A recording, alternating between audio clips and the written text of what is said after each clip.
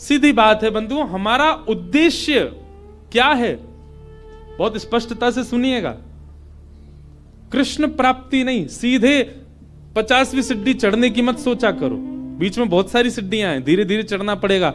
इतने बड़े पांव नहीं कि आप 50वीं सीढ़ी चढ़ जाओ। हमारा उद्देश्य क्या है? किसी से पूछो, किसी भी भक्त से पूछो, आपका उद्देश्य क्या? तिलक क्यों लगाते हो? नाम जप क्यों करते हो? कंठी माला क्यों बदते हो? एकादशी क्यों करते हो? वृंदावन क्यों जाते हो? हम पे श्री जी की कृपा हो जाए, हमको ठाकुर जी मिल जाए। इतनी जल्दी मिल जाएंगे?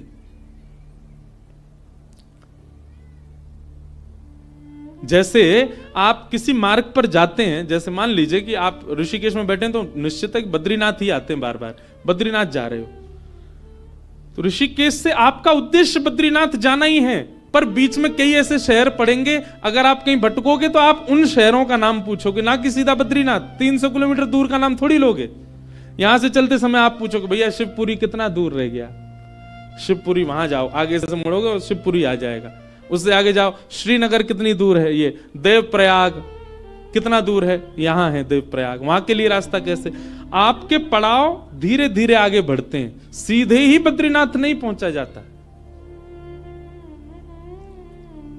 सनई सनई है। वैष्णव का पहला पड़ाव होना चाहिए प्रेम। किस लिए भजन कर रहा है? किस लिए कथा सुन रहा है?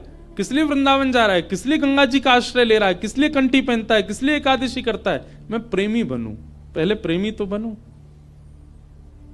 पहला पड़ाव उसका प्रेम होना चाहिए। प्रेमी बनने का स्वभाव क्या? उसकी दृष्टि बदल जाए। अब वो सबको देख करके मुस्कुराता ही है।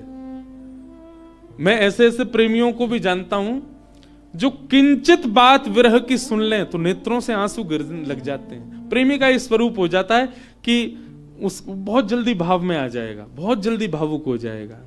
हम होते हैं, हमारे आगे तो व्यक्ति गंगा जी में कूद जाए तो हमको विरह नहीं होता। प्रेमी व्यक्ति कैसा होगा? किंचित कोई भाव ऐसा देख लेगा ना, बहुत छोटा सा, कोई व्याकुल बैठा है, उस व्याकुलता को देख करके वो विरह में आ जाएगा। ये होता है प्रेमी का स्वरूप। आधुनिक भाषा में उसको कह देते हैं ये बहुत इमोशनल है, बहुत जल्दी इमोशनल हो जाता, बहुत जल्दी भावुक हो जाता है। संसार को देख करके भावुक हो रहा है। एक बात बताएं, भावुक व्यक्ति प्रेमी बहुत जल्दी बन सकता है। अगर किसी के अंदर भावुकता बहुत ज्यादा है ना, तो एक प्रकार से वो ये समझ ले कि उसको कई सीढ़ियां पहले से चढ़ा हुआ है। वो भावुक व्यक्ति बस प्रेम की ओर बढ़ जाए, प्रेमी और बन जाए, और अधिक प्रेम हो जाए, और वही प्रेम वृंदावन चंद से हो जाए उसका।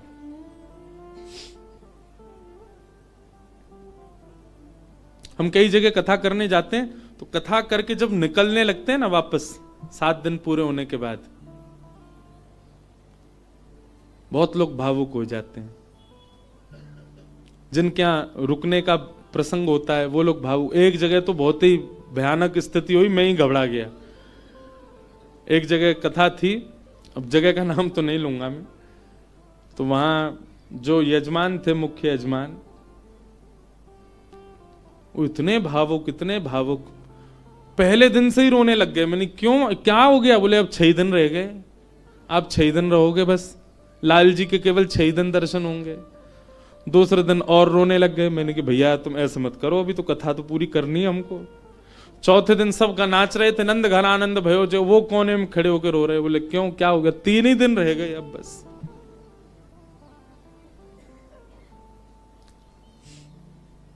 जिस दिन विश्राम दिवस था, मैं तो बहुत घबरा रहा था। मैंने आज क्या होगा, वो पहले दिन से ही रो रहे हैं। वही हुआ। अच्छा, ऐसा और था कि कथा करते ही मुझे एयरपोर्ट जाना था, मेरी फ्लाइट थी। कथा भी मैंने सुबह सुबह की थी 7 बजे से। आरती, विश्राम आरती हो रही थी, और मैं बस ये था कि हे लाल जी कुछ हो नहीं, बहुत भाव में। वही हुआ। आरती करते करते दोनों, पहले तो उनकी गृहिणी मूर्छित होकर गिर पड़ी, बेहोश ही हो गई, और फिर जो उनके पतिदेव थे उनको देख के वो भी हो गए। उसके पीछे बिल्कुल भी किंचित ही, हमको तो समझ में आया था नाटक, लेकिन नहीं, वास्तविक था। पानी वानी डाला भैया, उनका ब्लड प्रेशर वगैरह सब कम होता चला गया। एक कथा भी आती है, सुना है? एक महाराष्ट्र के राजा थे। उन राजा का एक ही बात उसके मन में चलती थी कि मेरे नगर में कोई साधु आ जाए, मेरे नगर में कोई संत आ जाए, मेरे नगर में कोई भक्त आ जाए। दुनिया में ऐश्वर्यवान व्यक्ति केवल इसकी प्रतीक्षा करता है कि मेरे पास धन बहुत आ जाए। वो इसकी प्रतीक्षा करते थे कि कोई भक्त, साधु, संत, विरक्त या वैष्णव दंपति या कोई कथा वक्ता कोई आ जाए मेरे नगर में, बस। ऐसी कृपा हुई। अयोध्या से कुछ लोग पंढरपुर दर्शन करने जा रहे थे और उन महात्मा के उन राजा के नगर में आ गए। नगर से होके पंढरपुर का रास्ता था,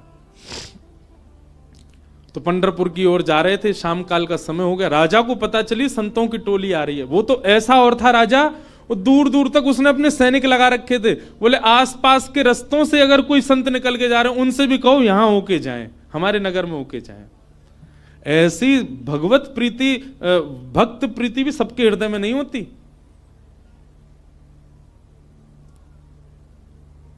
ये बात बंधुओं लिख लीजिएगा, जिस दिन हरिप्रिय आपको प्रिय लगने लग जाए, समझ जाना आप हरि से आप हरि के प्रिय होते जा रहे हो।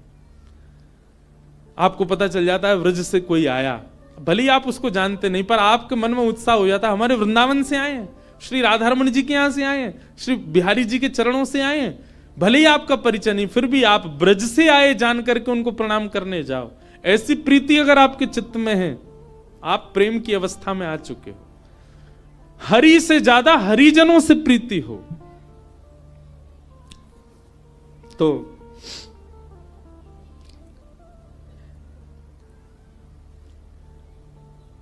अयोध्या से संतों की टोली आई। रात में राजा ने खूब सुंदर उनका स्वागत किया, सबके लिए बढ़िया शिविर बनवाए, बढ़िया सबके लिए भोजन की व्यवस्था करी। सब साधु महात्मा बड़े प्रसन्न हो गए। बोले वाह भैया राजा, तेने तो हमारो दिल जीत लिया, क्या सुंदर व्यवस्था की, सब संतों के सबके चरण धोए, सबको माला पहनाई, प्रसाद पवाया, सोने की उत्तम व्यवस्था। और राजा रात में सोने अपने महल में नहीं गया, वहीं बैठा शिविर के बाहर ही पूरे परिवार सहित, कि कोई संत कोई आज्ञा कर दें सेवा के लिए, हम उनकी सेवा करें। संतों ने दूसरे दिन उठ करके राजा से कहा, देखो हम तुम्हारी सेवा से इतने प्रसन्न हैं कि हम सबके मन में आया कि हम कम से कम 5 दिन तो यहां रुकें। राजा रोने लगा, बोले महाराज मेरे ऊपर बड़ी कृपा, आप रुकिए। 5 दिन पूर्ण हुए। सब संत बोले भैया हमको पंढरपुर जाना है, अब आप हमको आज्ञा दो। राजा बोला भगवान मैं अपनी एक बात निवेदित करूं। बोले क्या? 5 दिन बाद रामनवमी है, श्री राम जी का अद्भुत उत्सव है, आप लोग सब यहीं रुक जाएं, 5 दिन और रामनवमी करके चले जाएं। संत बोले भाई क्या बुराई है, इतनी अच्छी व्यवस्था राजा कर ही रहे हैं, वहीं बढ़िया कीर्तन भजन होने दो, सत्संग होने दो। 5 दिन रुक गए, सबने रामनवमी करी, अभिषेक किया राम जी का। रामनवमी पूर्ण करके सब अगले दिन संत महापुरुष बोले अब हमको आज्ञा दो, हम लोग सब चलें पंढरपुर। बोले महाराज नेक और रुक जा, हनुमान जयंती और आ रही है, हनुमान जन्मोत्सव, आप सब लोग रुके रहेंगे तो आप सबके सानिध्य में, हमको तो कुछ आता नहीं, हम हनुमान जी का जन्मोत्सव करेंगे। अब वो सेवा इतनी अच्छी कर रखी थी कि कुछ संत तो बेचारे उसके पक्ष में रहते थे, बोले रुक ही जाओ, बढ़िया व्यवस्था तो करी रखी है। रुक गए, हनुमान जन्मोत्सव तक सब लोग रुक गए। सब लोगों ने हनुमान जी का जन्मोत्सव मनाया। संत महापुरुष कहने लगे, बोले भैया अब हमको आज्ञा दे दो, अब हम लोग चलें।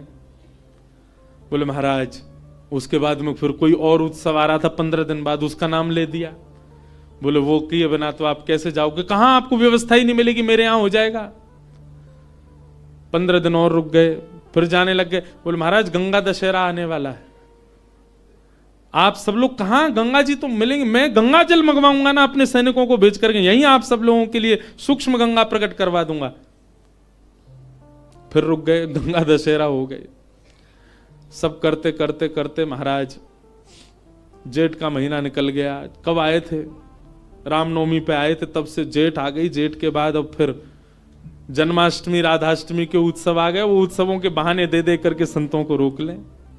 महाराज अब तो चातुर्मास करना पड़ेगा आपको, चातुर्मास प्रारंभ, कहां जाओगे, यहीं कर लो। चातुर्मास करवा दिया। चातुर्मास के बाद कार्तिक का महीना आ गया, कार्तिक में तो मैं जाने नहीं दूंगा आप लोगों को। दिवाली होली ये तो यहीं करनी पड़े, होली आ रही है, होली पे तो सब संग रहेंगे। करते करते फिर से रामनवमी आ गई। संत जनों ने चरण पकड़े, बोले राजन अब तो जान दो हम। संत तो राजा बोले एक काम करो, क्या बाल भोग करके चले जाओ, कुछ नहीं तो सुबह का बाल भोग तो ले लीजिए। बोले ठीक है। अब बाल भोग भाग पा करके तैयार हुए ही थे, बोले बाल भोग पा लिया सब। बोले देखे ना कढ़ाई चढ़ गई है, राजभोग बनना है, राजभोग तो पा जाओ। संत बोले जे नहीं हिलने देगा हमको। बोले देखो ये सब अनादर हो जाएगा, इतनी पूड़ी कचौड़ी सब्जी बन रही है, इनको तो पा जाओ। यहां राजभोग पाने लगे, एक संत ने घूम के देखा तो वहां रात के ब्यारू भोग भी बनने शुरू हो गए थे। बोले ब्यारू करके जाने देगा। अंत तो गत्वा उस राजा की स्थिति ऐसी हो गई, जब संत लोग हट में आ गए कि नहीं हम तो जाएंगे, राजा के यहां से उस क्षेत्र से जैसे ही बाहर निकले, तब तक तो राजा रो रहा था, संतों के जाते ही राजा अचेत हो गया, प्राण निकल गए उसके। मैं संतों के बगैर कैसे रहूं? हम इस स्थिति में हम तो कभी आ ही नहीं सकते। खैर सुन लीजिए बस, हमारे यहां तो 4 दिन रुक जाए तो कब जाएंगे ये बला, बैठ गए हमारे घर में आके। सब तरीके के लोग होते हैं। अब तो लोग हमको बहुत प्रेम करने लग गए, जब हमको कोई जानता नहीं था तब हमने भी ऐसे घरों में रुके हैं। पर सत्य बात है बंधुओं, ठाकुर जी से प्रेम तो सबको हो जाता है, पर हरिजनों से जिसको प्रेम हो जाए, समझ जाओ कि उसको ठाकुर जी से, वो अब प्रेम की अवस्था में आ चुका है। जिसको हरिजन प्रिय लगने लग जाए, हरि के जन प्रिय लगने लग जाए। आप लोग किया करो, कभी एयरपोर्ट, रेलवे स्टेशन, कभी अनजान स्थान पर कोई तिलक मात्र लगाया घूम रहा हो, उसको भी जय सिया राम, जय श्री कृष्ण। सामने वाला प्रत्युत्तर में अगर ये पूछ ले भैया कौन, कुछ नहीं आपके माथे पे हमने तिलक देखा, कंठ में हमने तुलसी जी देखी तो हमको लगा कि आप वैष्णव हो इसलिए हमने प्रणाम किया। ऐसा स्वभाव। तो प्रथम गंतव्य ठाकुर जी नहीं होने चाहिए, पहला गंतव्य प्रेम होना चाहिए। हमारे भजन का, हमारे साधन का, हमारी कथा का, हमारे नियमों का, सबका प्रथम पहले किसको प्राप्त करना है कि पहले हम प्रेमी बने। पहले ठाकुर जी नहीं, पहले ठाकुर जी के लायक बनो, और फिर जब लायक बन जाओगे, ठाकुर जी को कभी अपने केंद्र बिंदु में मत रखो। एक बात बहुत ध्यान से सुनो, किसी को पाने के लिए आप मत तड़पो, स्वयं को ऐसा बनाओ कि सामने वाला आपको पाने के लिए तड़पे, सामने वाला आपको पाना चाहे।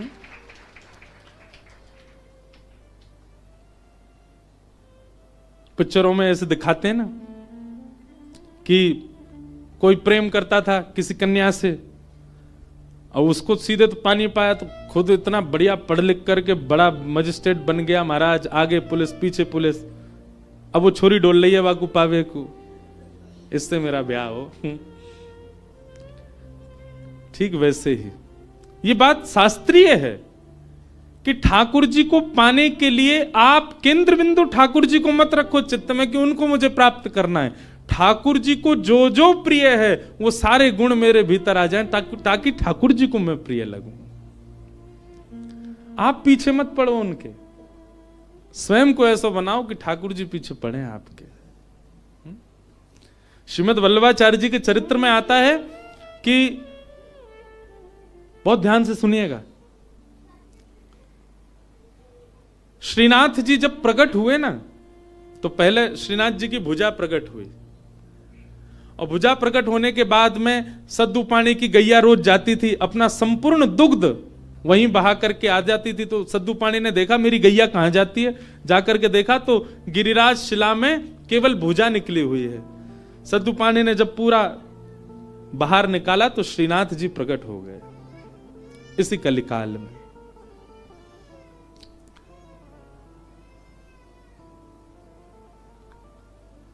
तो सद्दू पानी ने ठाकुर जी से प्रार्थना की कि ठाकुर जी आपके लिए क्या लाऊं मैं, आप क्या पाएंगे, क्या व्यंजन लेंगे, क्या भोग प्रसाद लेंगे, आप विश्वास मानेंगे?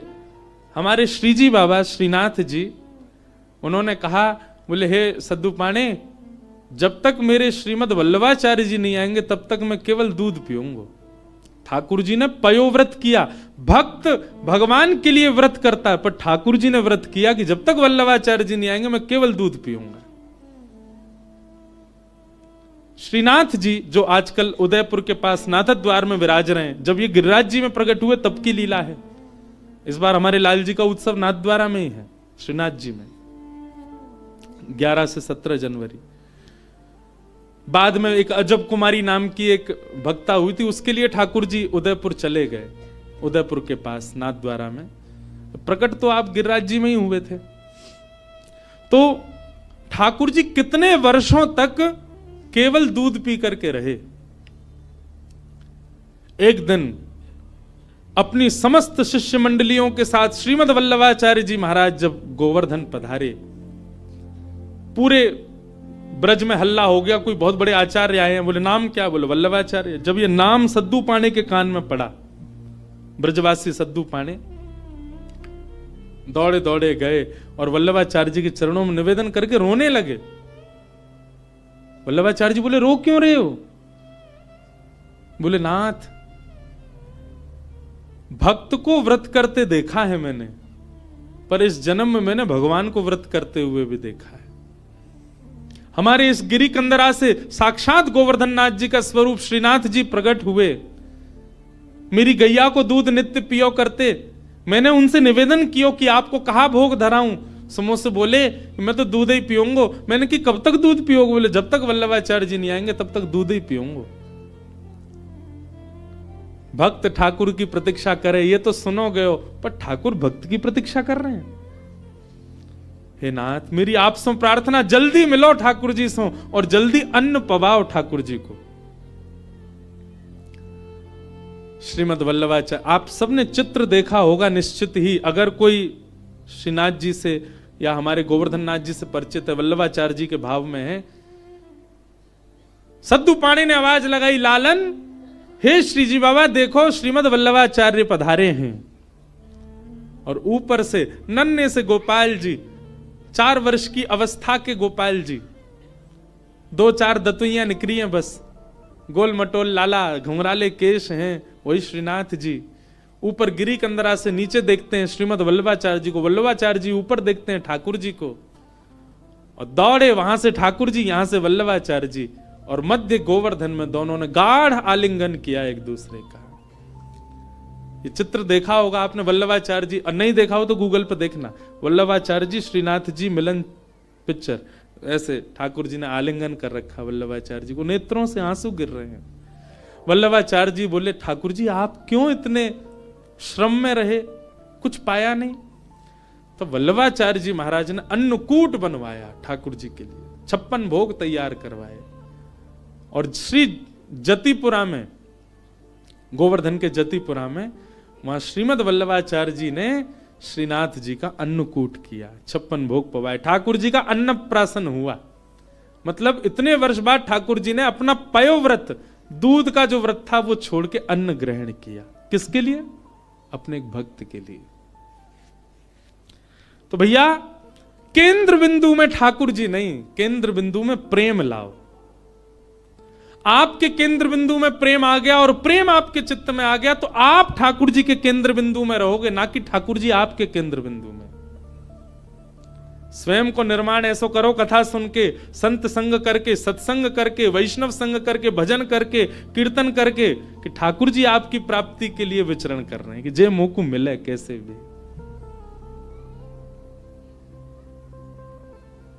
आज से आपके भजन साधन में उद्देश्य भगवत प्राप्ति नहीं, प्रेम की प्राप्ति हो। कि भवतानुदित प्रायम यशो भगवतो मलम ये नैवासौ न तुष्येत मन्ये तद्दर्शनम खिलम। नारद जी महाराज वेद व्यास जी से कहते हैं, व्यास जी आपने भागवत जी की रचना की, उसमें ज्ञान, उसमें वैराग्य, उसमें सब कुछ आपने प्रस्तुत किया, पर आपने प्रेम को नहीं प्रस्तुत किया, इसलिए आपका हृदय अशांत है। आपके ग्रंथों को, पुराणों को सुनकर के व्यक्ति धार्मिक बन जाएगा, व्यक्ति वैरागी बन जाएगा, पर आपके ग्रंथों को पढ़ के व्यक्ति प्रेमी नहीं बन पाएगा। इसीलिए आपका हृदय अशांत है, आपको कहीं ना कहीं अपूर्णता लगती है अपनी क्रिया में। इसलिए मेरी प्रार्थना कि अब आप ठाकुर जी के प्रेम स्वभाव का वर्णन करो, जिससे पढ़ने वाला व्यक्ति प्रेमी बन सके। वेद व्यास जी महाराज ने निवेदन किया, उसके लिए मुझे क्या करना पड़ेगा? बोले समाधि लगा करके भगवान के प्रेम स्वरूप का चिंतन करो।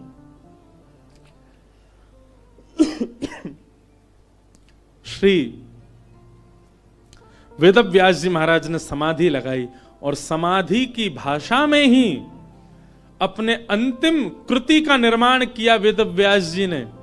इसी ब्रह्म नदी में, इसी हिमालय की पर्वतों पर वेद व्यास जी ने ऐसी रचना की जिसको सुनकर पढ़कर के मानव प्रेम का अधिकारी बन जाता है, ठाकुर जी का अधिकारी बन जाता है। और उस संहिता का नाम है श्रीमद् भागवत महापुराण। बोलो भागवत महापुराण की जय। ये प्रेम संहिता है। भागवत जी श्रवण के बाद, भागवत जी अध्ययन के बाद, भागवत जी के अवलोकन के बाद प्रेम प्रस्तुत होता है चित्त में।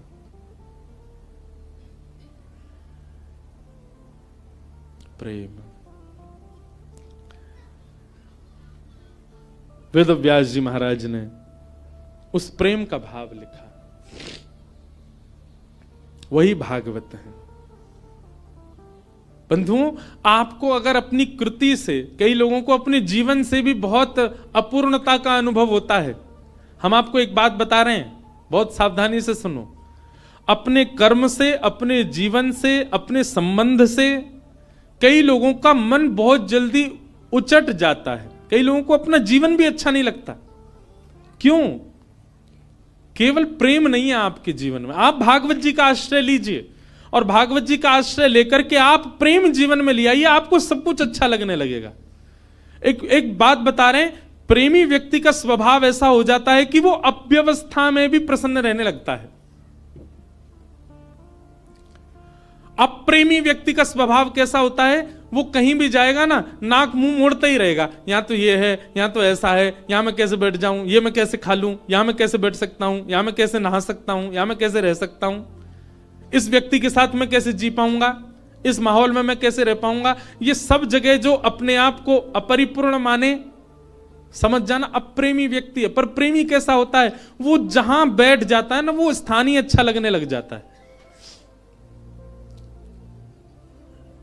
कई बार आपने कुछ ऐसे स्थान देखे होंगे, उन स्थानों पर कभी आपकी नजर ही नहीं पड़ी होगी, या उस स्थान को देख करके आपने सोचा होगा ये तो सामान्य सी जगह है, ये कौन सी बड़ी बात है। पर उसी स्थान पर कोई भगवत प्रेमी जाकर के बैठ जाता है तो उस स्थान की रौनक ही बदल जाती है, उस स्थान का माहौल ही बदल जाता है। अरे स्थान नहीं, कई बार कई रंग हमको प्रिय नहीं होते।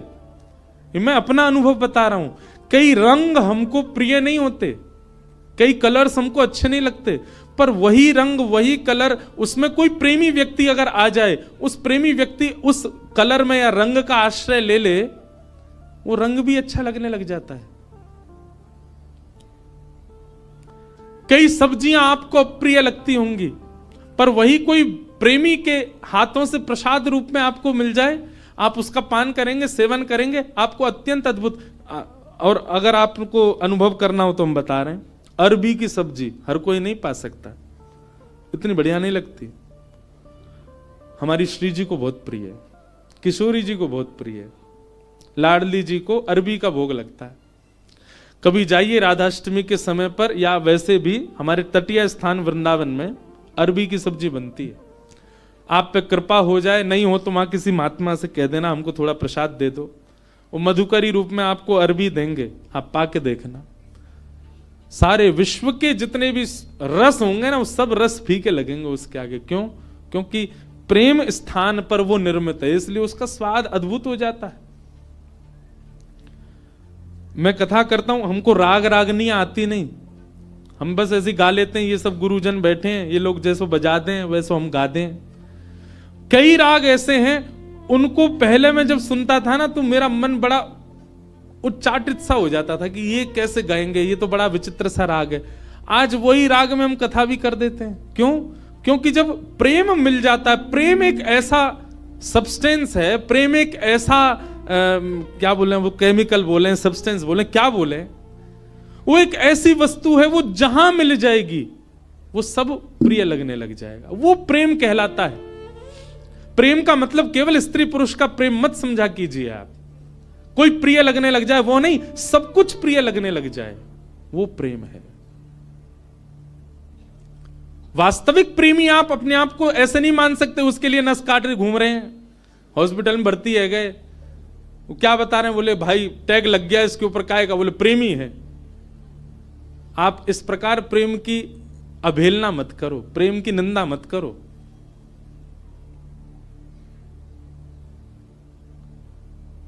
गंगा जी पे सब जगह चले जाओ, पहाड़ों में, नदियों में, सब जगह एक पॉइंट होता है, क्या बोल, इसको सुसाइड पॉइंट बोलते। क्यों? यहां से व्यक्ति अपने प्रेमी के लिए त्याग कर देता है, आत्महत्या कर लेता है। ये प्रेम है। प्रेम में केवल एक व्यक्ति प्रिय नहीं लगता, प्रेम में सब कुछ प्रिय लगने लग जाता है। बुद्ध, भगवान बुद्ध प्रेमी थे। एक मदिरा पान किया हुआ व्यक्ति जिससे सब दूर भागते हैं, नाली में पड़ा था और बुद्ध भगवान ने उसको देख लिया। अपने शिष्यों से कहा तुरंत इसको निकालो यहां से। कोई पीछे जा रहा, कोई आगे जा रहा, सोच रहे हैं, विचार कर रहे हैं, नाली में पड़ा है, दुर्गंध आ रही है, इसने पी भी रखी है। स्वयं भगवान बुद्ध लग गए उसको निकालने में। शिष्यों ने कहा, बोले कि वो एक कुभाव वाला व्यक्ति, मदिरा पान करने वाला व्यक्ति, उसका आचरण शुद्ध नहीं, और आप उसको ऐसे बचाने लग गए, ऐसे उसको संभालने लग गए। तो बुद्ध भगवान बहुत अच्छी बात कहते हैं, तुम साधक क्यों बने हो, तुम भक्ति के पथ पर क्यों चल रहे हो? क्या तुम केवल शुद्ध लोगों से ही मिलोगे, सुधरे हुए लोगों से ही मिलोगे? अरे जो पहले से ही शुद्ध हैं, जो पहले से ही सुधरे हुए हैं, उनके बीच बैठ करके तुमने क्या नया कर दिया? तुम वैष्णव इसलिए बने हो, तुम भक्त इसलिए बने, तुम साधक इसलिए बने, जो अपवित्र हैं उनको पवित्र करने का भाव तुम्हारे चित्त में आए। जो अप्रेमी हैं वो प्रेमी बने, ये भाव स्वभाव तुम्हारा बने। हम इसलिए साधक बने हैं। केवल माला देने वाला व्यक्ति को ही हम पूजें, उसी को ही हृदय से लगावें, ये हमारा स्वभाव है। सबको लगाना है, सबको उस पथ का राही बनाना है, इसलिए हम वैष्णव बने। अंगुलीमाल की कथा सबने सुनी होगी। एक राक्षस था, मानव था पर राक्षस के स्वभाव का था। उस पर्वत पर रहता था, उस पर्वत के आसपास कोई भी मानव उसको दिख जाता था, उसको मार करके उसकी उंगली काट करके अपने गले में माला बना के पहनता था, इसलिए उसका नाम था अंगुलीमाल। इतनी सारी उंगलियों की माला उसने पहन रखी थी, उसका रूप देखते ही भाग जाते थे लोग। भगवान बुद्ध जा रहे थे और जैसे ही मार्ग पर जाने लगे तो एक गांव पड़ा। गांव के लोगों ने कहा, भगवान आप सीधे ना जाकर के थोड़ा दाएं होकर के जाइएगा। क्यों? सीधे जाएंगे तो आगे एक पर्वत पर अंगुली माल रहता है, वो लोगों को मार के उनकी उंगली काट के अपने गले में पहन लेता है। भगवान बुद्ध बोले उसके पीछे कारण, बोले वो अपना बल बताना चाहता है, देखो मैंने इतने लोग मार दिए, इतनी उंगलियां मत, इतने लोग, इतना बल है मेरे पास।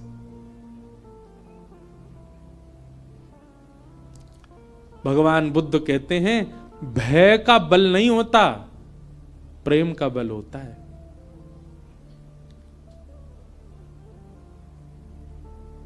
भय से जो अपने बल को आपके चित्त में प्रतिष्ठित करे वो बहुत लंबे समय तक नहीं रह सकता, लेकिन प्रेम से अपने आप को आपके चित्त में जो अवस्थित करे वो मरते दम तक आपके चित्त में रहेगा।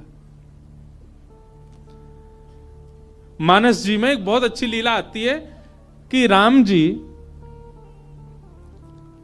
वन में विचरण करते थे और जब भूख लगती थी ना तो किसी के यहां से, किसी के घर से या किसी नगर से लक्ष्मण जी सामग्री ले आते थे, जानकी जी बनाती, राम जी पाते थे। लेकिन ऐसा वर्णन आता है कि कई बार लक्ष्मण जी को सामग्री नहीं मिली, और वनवासी थे तो उनके पास धन भी नहीं था, भाई दे के ले लें। तो राम जी जाते थे सामग्री लेने के लिए, और राम जी जब जाते थे तो सामग्री लेके ही आते थे। तो फिर मानस जी में तुलसीदास जी वर्णन करते हैं कि राम जी ऐसा क्या दे के आते थे कि लोग सामग्री देने को राजी हो जाते थे। राम जी के पास कुछ था तो था नहीं, ना तो धन था, ना वैभव था, ना कुछ रुपया थे, क्या देते थे राम जी।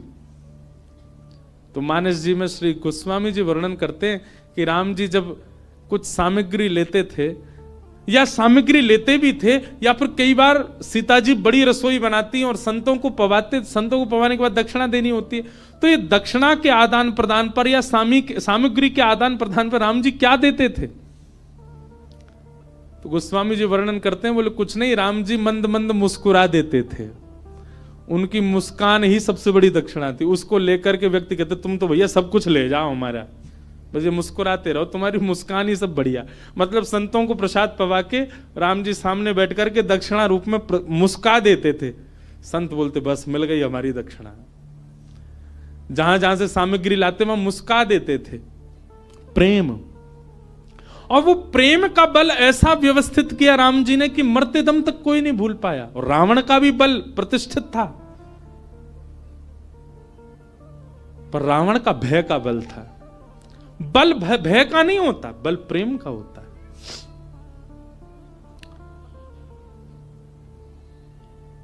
बुद्ध भगवान चले गए उसी मार्ग पर जहां अंगुलीमाल था।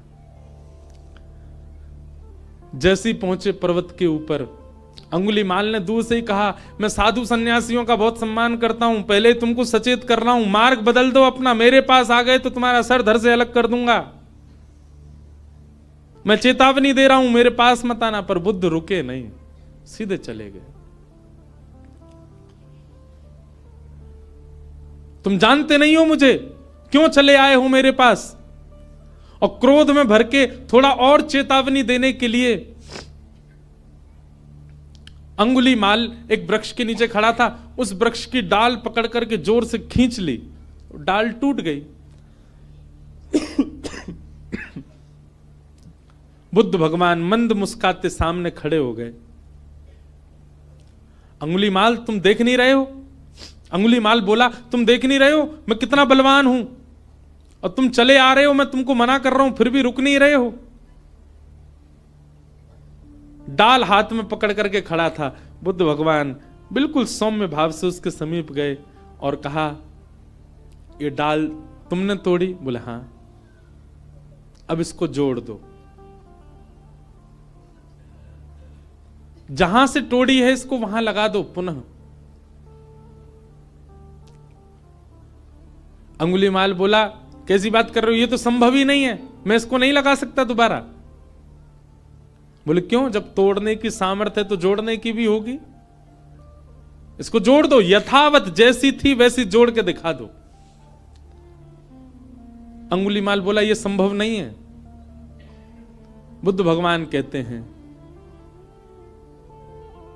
जिसको तुम जोड़ नहीं सकते उसको तोड़ने का अधिकार तुमको किसने दिया।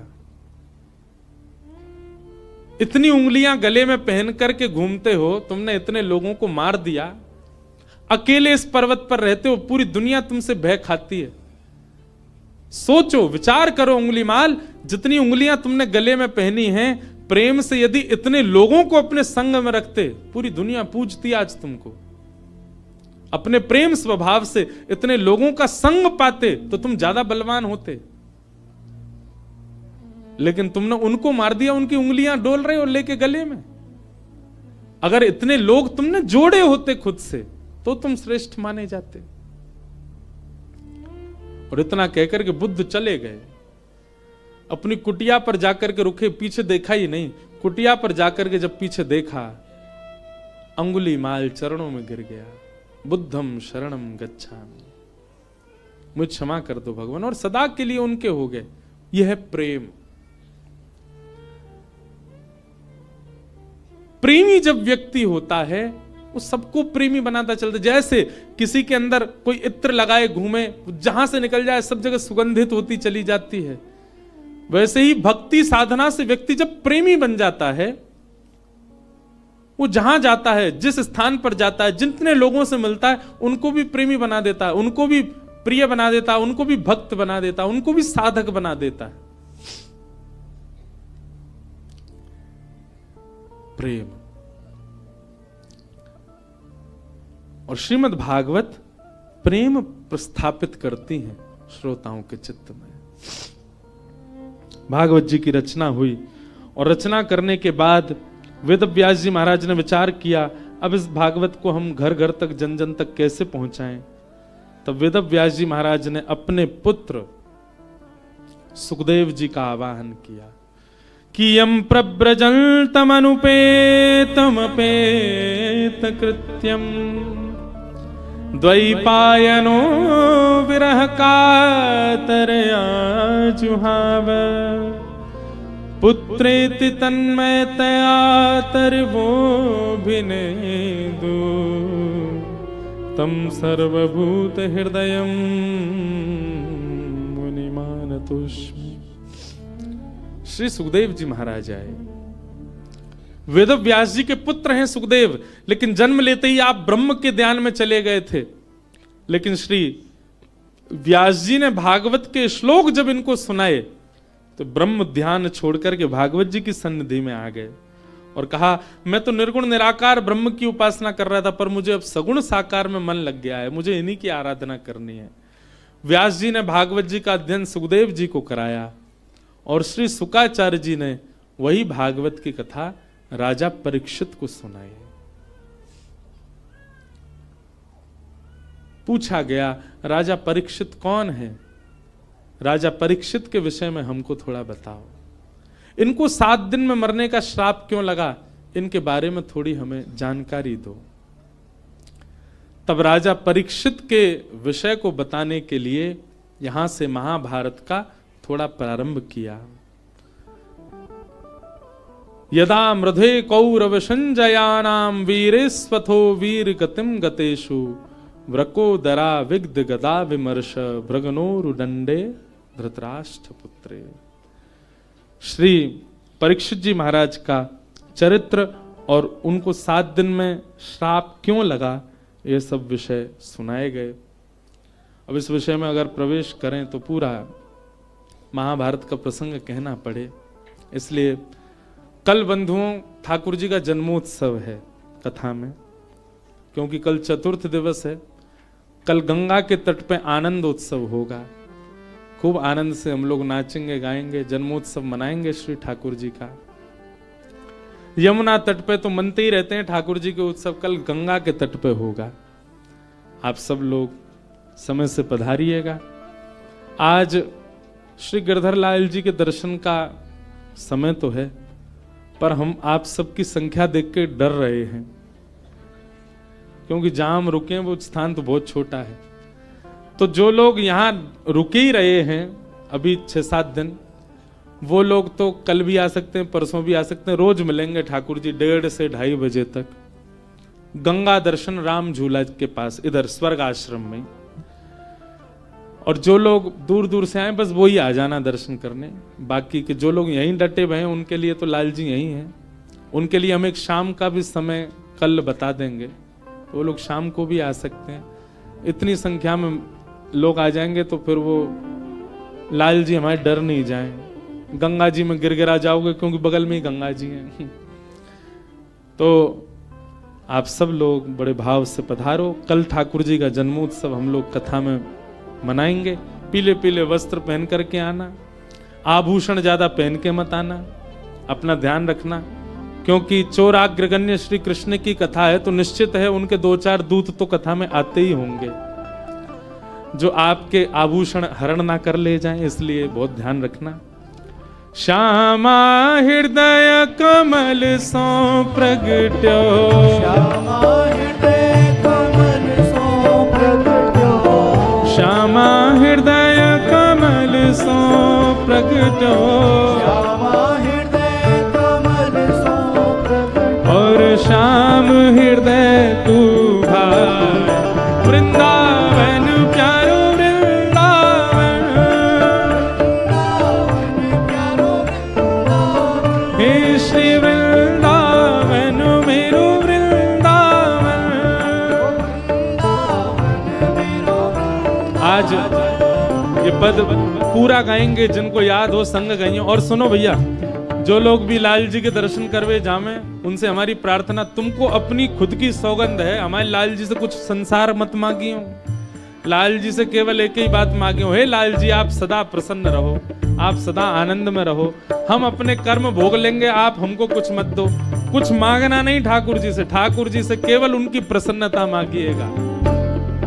हे सब सुख सागर रूप उजागर, रहे वृंदावन धाम। सब सुख सागर रूप उजागर, रहे वृंदावन धाम। हे सब सुख सागर रूप उजागर, रहे वृंदावन धाम। सब सुख सागर रूप उजागर, रहे वृंदावन धाम। ओ रूप गोस्वामी प्रगट कियो जहाँ, रूप गोस्वामी प्रगट कियो, श्री रूप गोस्वामी प्रगट कियो जहाँ, रूप गोस्वामी प्रगट कियो, राधा गोविंद रूप निधान। वृंदावन प्यारो वृंदावन, देखो इतनी संख्या में लोग हो फिर भी स्वर नहीं निकल रहा आप लोगों का। अरे भाव से गाओ, उच्च स्वर में गाओ, वृंदावन मेरो वृंदावन, हे श्री वृंदावन मेरो वृंदावन। रूप गोस्वामी प्रगट कियो जहाँ, रूप गोस्वामी प्रगट कियो, राधा गोविंद रूप निधान। वृंदावन प्यारो वृंदावन, हे श्री वृंदावन मेरो वृंदावन।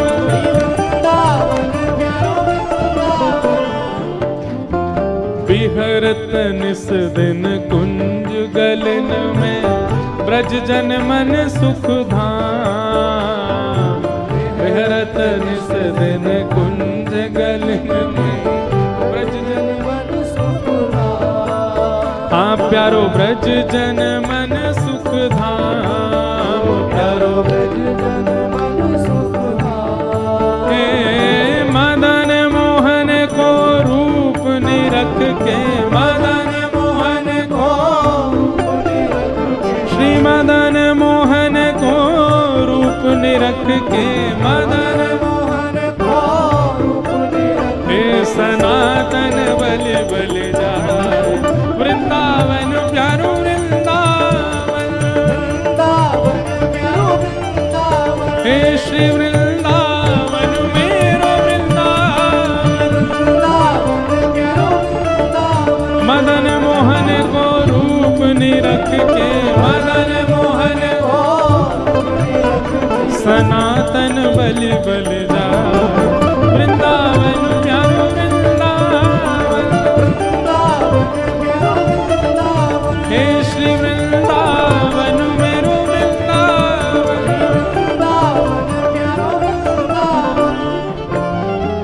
गोपी ग्वाल सब ही और धारे, प्यारो गोपी नाम। गोपी ग्वाल सब ही और धारे, प्यारो गोपी नाथ। हाँ प्यारो प्यारो गोपीनाथ, प्यारो प्यारो गोपी नाथ। हे मधु पंडित जिन कंठ लगायो, मधु पंडित जिन कंठ लगायो, श्री मधु पंडित जिन कंठ लगायो। मधु पंडित जिन कंठ लगायो, ओ जहाँ है रही जय जयकार। वृंदावन मेरो वृंदावन, वृंदावन मेरो वृंदावन, हे श्री वृंदावन प्यारो वृंदावन,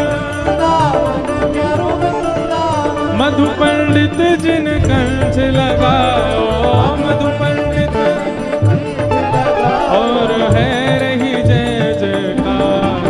वृंदावन प्यारो वृंदावन, हे श्री वृंदावन प्यारो वृंदावन।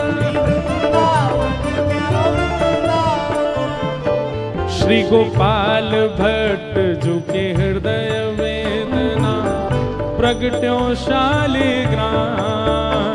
गोपाल भट्ट जो की हृदय वेदना प्रगट्यो शालिग्राम। श्री गोपाल भट्ट जो के हृदय वेदना प्रगट्यो शालिग्राम। गोपाल भट्ट जो की हृदय वेदना प्रगट्यो शालिग्राम। हे रूप सुधा को खान हमारो, रूप सुधा को खान हमारा, रूप सुधा को खान हमारो। सुधा को खान हमारा। श्री वृंदावन में सबते प्यारो, वृंदावन में सबके प्यारे। हे श्री राधा रमण जुलाल। वृंदावन मेरो वृंदावन, वृंदावन प्यारो वृंदावन। हे श्री वृंदावन मेरो वृंदावन। वृंदावन मेरो वृंदावन। रूप सुधा को खान हमारो, सुधा को खान हमारो। श्री वृंदावन में सबते न्यारो। वृंदावन में सबते न्यारो। श्री राधा रमण जुलाल। वृंदावन प्यारो वृंदावन, वृंदावन प्यारो वृंदावन। हे श्री वृंदावन मेरो वृंदावन। वृंदावन मेरो वृंदावन। जय जय राधा रमण मेरो राधा रमण। राधा रमण मेरो राधा रमण। ओ मेरो राधा रमण प्यारो राधा रमण। राधा रमण प्यारो राधा रमण। ओ मेरो राधा रमण प्यारो राधा रमण। राधा रमण प्यारो राधा रमण। ओ मेरो राधा रमण प्यारो राधा। मेरो राधा रमण प्यारो राधा रमण। आतुर हित हरि वंश पुकारो, श्री राधा राधा नाम। आतुर हित हरि वंश पुकारो राधा राधा। अभी यहाँ कथा 12 को विश्राम करके श्री वृंदावन के मदन टेर में 14 तारीख को सुबह 9 बजे से श्री हितरवंश महाप्रभु का चरित्र हम एक दिन सुनाएंगे। जो लोग भी वृंदावन पहुंच रहे हो 14 तारीख को मदन टेर आना, जहां श्री राधा वल्लभ जी पहली बार विराजे वृंदावन आकर के। मदन टेर यमुना तट आयो, मदन टेर यमुना तट आयो। सघन कुंज वृंदावन आयो। सघन कुंज वृंदावन आयो। हे मदन टेर यमुना तट आयो, मदन टेर यमुना तट आयो। सघन कुंज वृंदावन आयो। सघन कुंज भुजा उठा के वृंदावन आयो। ओ प्यारो राधा वल्लभ लाल। वृंदावन मेरो वृंदावन, वृंदावन मेरो वृंदावन। हे श्री वृंदावन मेरो वृंदावन। वृंदावन मेरो वृंदावन। सघन कुंज यमुना तट आयो, सघन कुंज यमुना तट आयो। मदन टेर वृंदावन आयो, मदन टेर वृंदावन आयो। ओ प्यारो राधा वल्लभ लाल। वृंदावन मेरो वृंदावन, वृंदावन मेरो वृंदावन। हे श्री वृंदावन प्यारो वृंदावन। श्री वृंदावन प्यारो वृंदावन। जुगल किशोर को लाड़ लड़ायो, नवल कुंज ही अमान। युगल किशोर को लाड़ लड़ायो धवल कुंज ही माँ। हे कुलजन कुलजन की रज धारे कुलजन कुंजन की रजधारी कुलजन कुलजन की रज धारे कुंजन की रजधारी। ओ हरि व्यास युगल यशगार वृंदावन मेरो वृंदावन वृंदावन मेरो वृंदावन हे श्री वृंदावन प्यारो वृंदावन। वृंदावन प्यारो देखो वृंदावन। वैसे तो अधिकतर सबको पता है कि हम लोग क्या गा रहे हैं, वृंदावन के 7 निधियों को प्रणाम कर रहे हैं। वैसे सबको पता है, जिनको नहीं पता हम उनको बता रहे हैं। हमारे वृंदावन के प्रथम ठाकुर कौन है? बोलो, श्री गोविंद देव।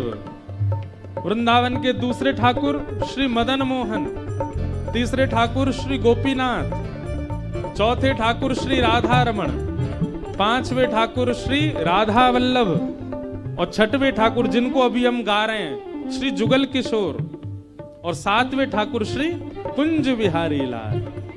तो इन 7 को हम प्रणाम कर, जिनको नहीं पता हम उनको बता रहे हैं। अभी जुगल किशोर जी को प्रणाम कर रहे हैं। कुंजन कुंजन की रज धारे कुंजन कुंजन की रजधारी हरि व्यास युगल यशगार वृंदावन मेरो वृंदावन वृंदावन मेरो वृंदावन हे श्री वृंदावन प्यारो वृंदावन। वृंदावन प्यारो वृंदावन। हमारे ब्रज वृंदावन के 7वें ठाकुर जिनके जन्मोत्सव पर इस कथा का प्रारंभ हुआ, बोलो वृंदावन बिहारी लाल।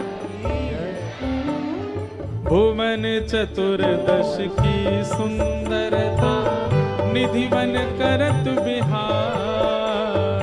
भुवन चतुर्दश की सुंदरता निधिवन करत बिहार। हे भुवन चतुर्दश की सुंदरता निधिवन करत बिहार। चतुर्दश की सुंदरता निधिवन करत बिहार। हे श्यामा प्यारी कुंज बिहारी श्यामा प्यारी कुंज बिहारी श्यामा प्यारी बांके बिहारी श्यामा प्यारी बांके बिहारी। और जय जय श्री हरिदास वृंदावन मेरो वृंदावन।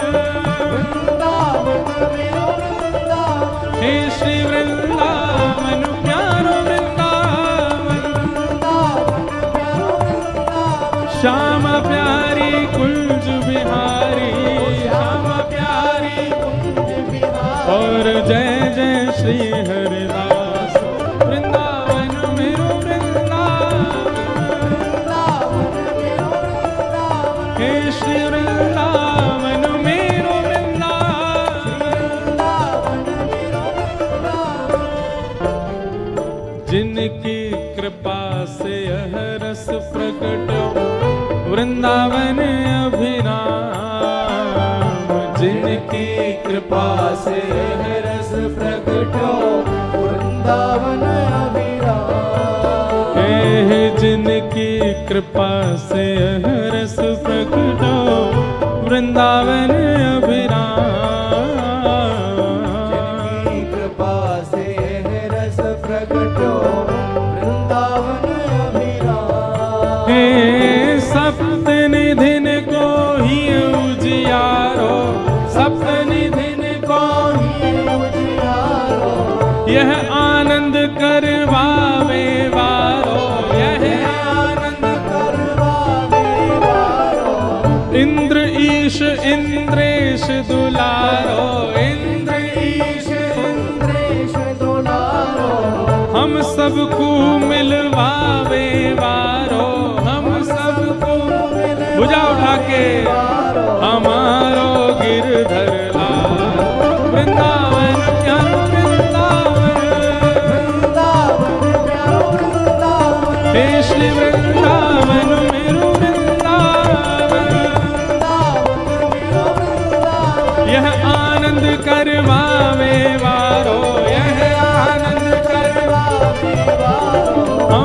सबको मिलवावे वारो,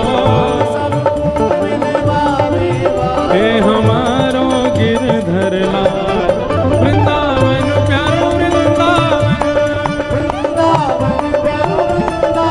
हे श्री वृंदावन मेरो वृंदावन।